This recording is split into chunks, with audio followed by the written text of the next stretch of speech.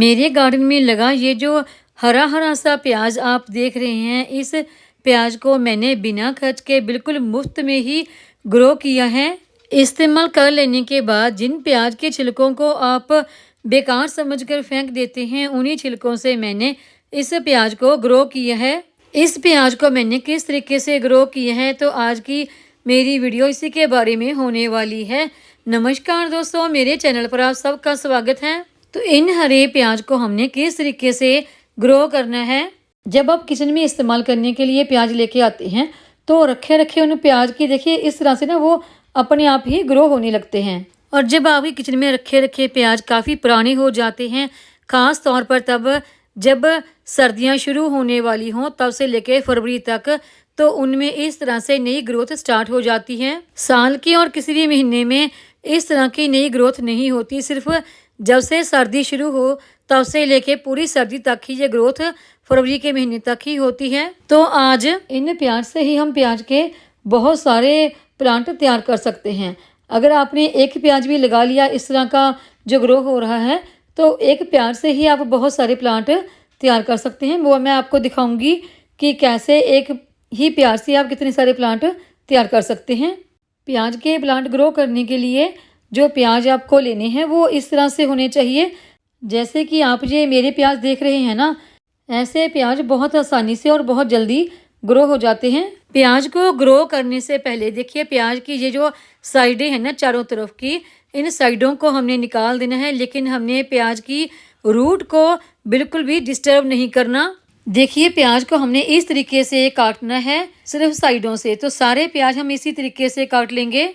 और जो इन प्याज की साइडों से हमने प्याज निकाले हैं उनको छिलकों से अलग कर लें। प्याज को हम अपनी किचन में इस्तेमाल कर सकते हैं, और जो इसके छिलके हैं उनको आप अपने पौधों के लिए खाद बनाने में इस्तेमाल कर सकते हैं। पौधों के लिए प्याज के छिलकों की खाद बहुत ही फायदेमंद होती है। और ये जो बचे हुए प्याज के छिलके हैं इनको हम करेंगे ग्रो।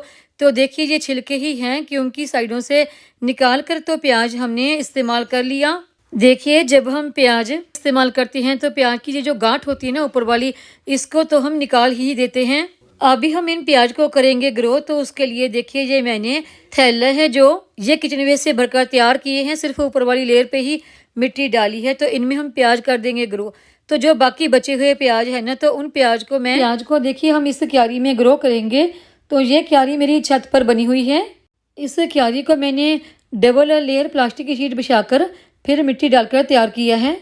सबसे पहले हम मिट्टी की अच्छी तरह से गुड़ाई कर लेंगे, ताकि हमारी मिट्टी अच्छी तरह से सॉफ्ट हो जाए।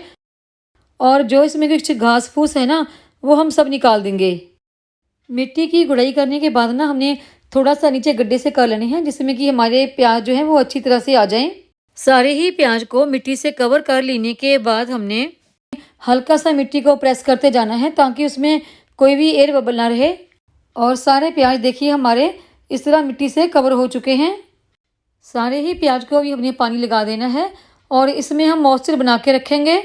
और प्याज के पौधे अभी मैं आपको थोड़े दिन के बाद दिखाऊंगी, जब ये अच्छी तरह से ग्रो हो जाएंगे। और ये देखिए हमारे प्याज के पौधों को लगे हुए कम से कम 15 दिन से ज़्यादा का वक्त हो गया है, और सारे ही जो पौधे हैं वो बहुत अच्छे ग्रो हो गए हैं। इनकी पत्तियाँ भी देखिए कितनी बड़ी बड़ी हो गई हैं। यहाँ पर मैं आपको एक बात और बताना चाहती हूँ कि यहाँ पर मैं हरे प्याज ग्रो कर रही हूँ, ना कि प्याज। इससे आपको प्याज के लिप्स मिलेंगे, प्याज नहीं मिलेंगे। इनको आप किसी भी दाल सब्जी में छौंक लगाने में या फिर चटनी बनाने में इस्तेमाल कर सकते हैं। ये प्याज खाने में बहुत ही टेस्टी लगते हैं, क्योंकि ये पूरी तरह से ऑर्गेनिक हैं। ये कुछ और दिन बाद का रिजल्ट देखिए, प्याज के पौधे और बड़े बड़े हो गए हैं।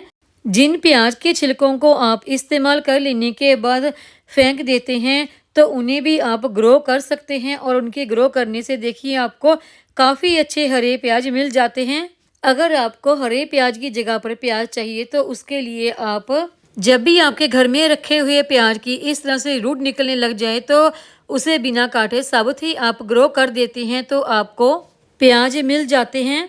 कुछ दिनों के बाद जब वो प्याज बड़े बड़े हो जाते हैं, तो फिर आप उनको निकालते हैं, तो आपको एक प्याज की जगह पर 5-6 प्याज मिल जाते हैं। तो फिर आप उनको अलग अलग करके ग्रो कर सकते हैं। देखिए जो प्याज हमने अलग अलग करके ग्रो किए थे, एक प्याज मैं आपको निकाल के दिखाती हूँ। देखिए वो प्याज अब काफ़ी अच्छे ग्रो हो गए हैं। इस तरह से अगर आप एक साबुत प्याज ग्रो करते हैं तो उससे आपको 5-6 प्याज मिल जाते हैं। देखिए जब आपके घर में रखे रखे प्याज इस तरह से ग्रो होने लगे, सिर्फ प्याज ही नहीं लहसुन और आलू भी अंकुरित होने लगे, तो उनको भी आप इसी तरीके से ग्रो कर सकते हैं। मैं इसी तरीके से ग्रो करती हूँ। लेकिन अगर आपको सिर्फ हरे प्याज ही चाहिए तो आप इस तरह से जिन प्याज की रूट निकल आई हो उनको काट कर ग्रो कर देते हैं तो आपको हरे प्याज मिल जाते हैं। तो देखिए जैसे ही मेरे किचन में रखे रखे किसी ना किसी प्याज की रूट निकलना शुरू हो जाती हैं तो मैं उन प्याज को बीच में से काट कर खाने में इस्तेमाल करके जो उसकी रूट वाला पोर्शन बचता है उसको ग्रो कर देती हूँ।